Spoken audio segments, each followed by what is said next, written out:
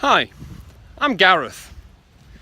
It's about 18 months now since the introduction of the new Accountancy apprenticeship standards, and whilst they've had a huge impact on the way that students are studying for the AAT, ACCA, CIMA and ICAEW qualifications, I still find when I'm talking to employers quite a lot of misunderstanding, particularly when it comes to the 20% off-the-job learning requirement. Because the rule is, employers do have to give their apprentices 20% of their paid hours for off-the-job learning. But the mistake employers tend to make is they panic thinking that they're therefore going to lose those staff for a day a week, which is absolutely not the case.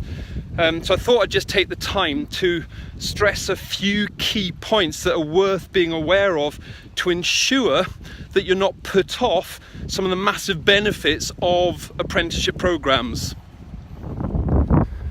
So first point to be aware of, the 20% is not calculated on a weekly basis. It's actually looked at over the entire apprenticeship. So if you have busier times at work, you don't need to give so much off the job in those periods. You can save it up and give the apprentices more time when things are quieter, and therefore to be flexible to the needs of the business.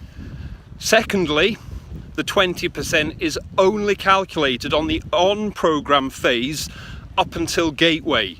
So it's actually not required during the EPA or endpoint assessment phase. Third point, the calculation is based on a 46-week year, not a full 52 weeks, so it does account for holiday time. And fourthly, and I think most importantly, off-the-job learning does not necessarily mean out of the office. An awful lot of time that a typical apprentice is in the workplace will count towards the requirement. Any time they're spending developing new knowledge and new skills will qualify. If, for instance, you send apprentices to do secondments to other departments, that will count. If they're shadowing senior staff, that will count. If they're doing project work alongside their normal work, that will count. So there's actually a huge amount of time where the employer is not losing productivity that will help to count towards the 20%. So don't let worries about the 20% off the job learning requirement stop you from gaining some of the huge benefits of using apprenticeship programs to recruit and to develop talent in your organisation.